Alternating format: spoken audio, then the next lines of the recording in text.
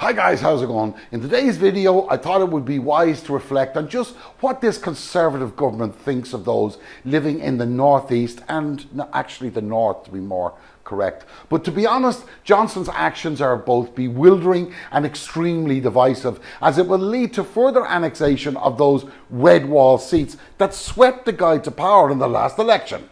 So let's go.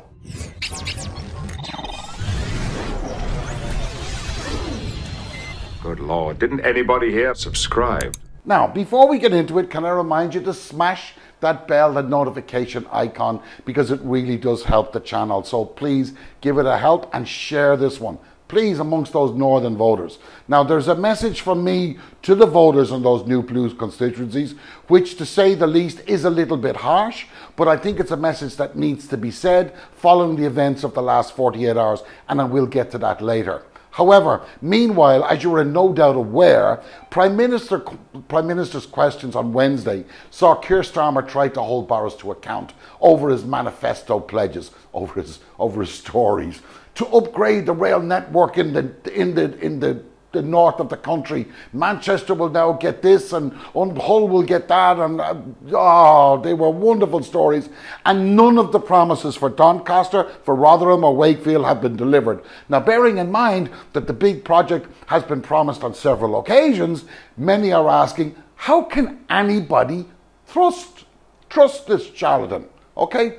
Manchester will not get the promised underground station, and the tracks will still remain to climb out of the city on big ugly black stilts. Hull will remain out on a limb without electrification, for God's sake, and there's nothing for the other cities. But before listening very quickly to the pertinent points of the discussion, okay, let's not forget that despite those countless promises on the campaign trail in 2019 to get Brexit done, and the people of the northeast and those red wall seats need to be asked the question: how can you believe anything these charlatans continue to say?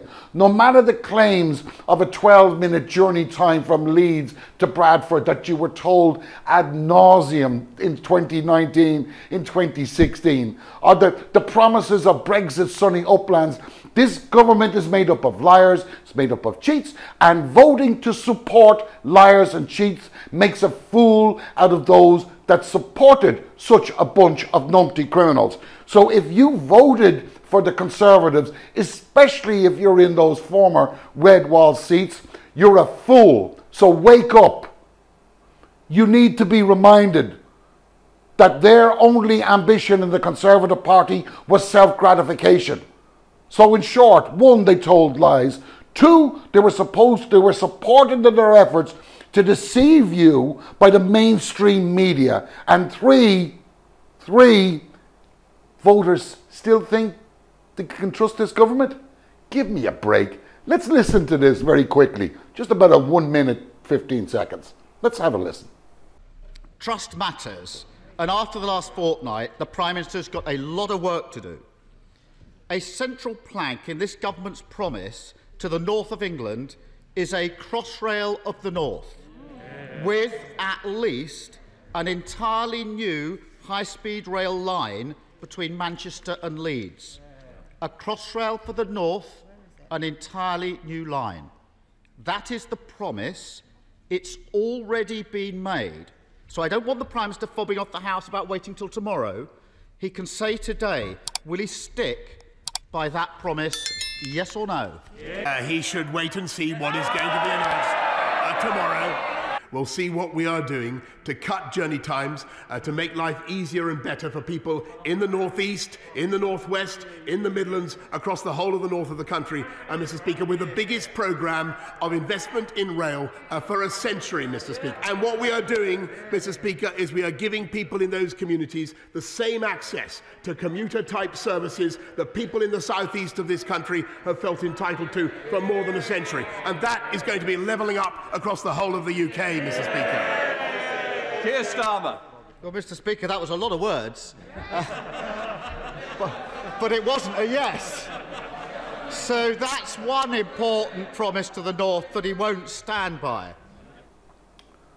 Now, there are a couple of points here that need to be made.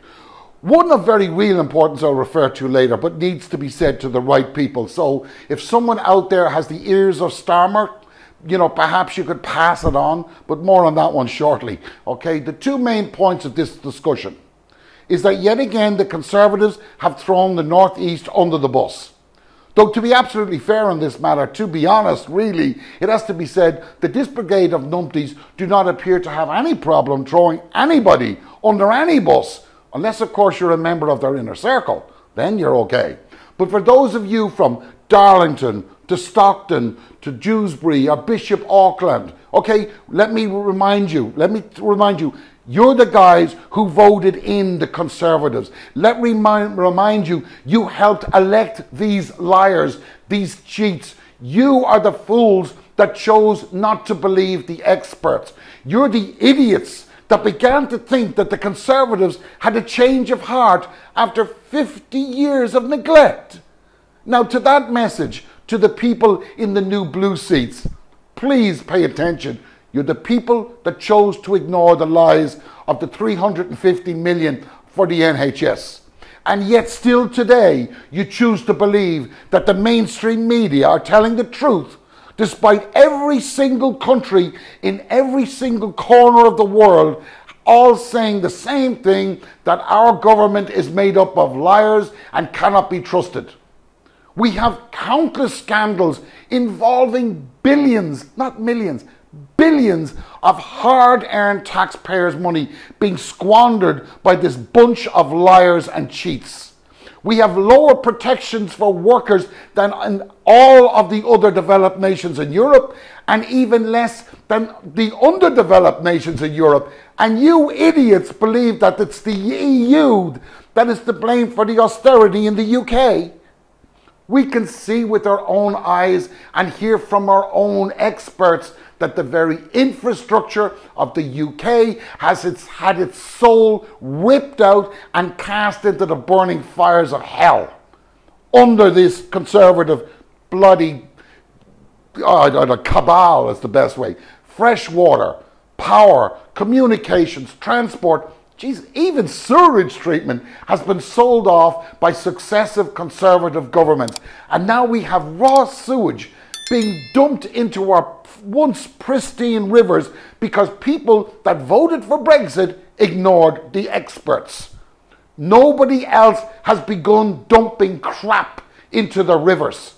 Our beaches are littered with human excrement, STs, Tampax, condoms, disposable masks, and whatever other crud is being flushed down the toilets by thousands of people every day.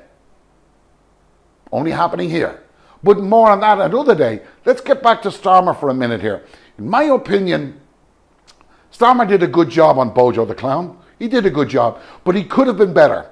He asked the question correctly. He reminded the PM not to bluster his way and answer yes or no, because he knew he would not get a straight answer. Understandable. But it was his reaction after getting it, after doing all the hard work, that was stupid. Just stupid. Let me explain.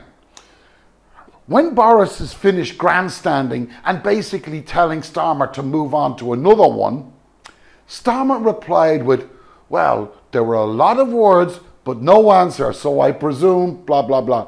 But he replied to this giggling. Now I'm going to ask you a question. How many times on an issue that's important has somebody lied straight to your face with the full knowledge that they know that you know they're lying? How many times did you respond with a giggle? I guarantee you there is no way you would respond with a giggle. You would be extremely firm and possibly even extremely violent. This giggling would be the last expression to manifest itself. He should have displayed anger that his constituents were being screwed over. He should have asked the chair for a ruling and had the exact reference to the exact time, the exact speech when Johnson misled the Parliament. He said it in Parliament, for God's sake. He should have followed it with the names of the constituencies that the Conservatives have taken, that are affected. Johnson spends half his time talking about crap And Starmer has not yet got the grasp of street politics, and I fear he's not going to get it on time. Will the chair issue a ruling on such a matter? Well, of course he won't. But Starmer can legitimately say that he's defending the rights of the constituents in those blue wall seats that have been lied to in Parliament. In summary, some of you will argue that this is a rant. It isn't a rant. Is it loud? Yes. Is it strong-minded? Yes. Am I right? Yes, I believe I am right. But to my shame, I ask myself, was I loud enough when I saw this disaster unfolding? No, I was not. And I refuse to let that happen again. Thanks for watching, guys. Appreciate the support. Keep the fight going. Take care.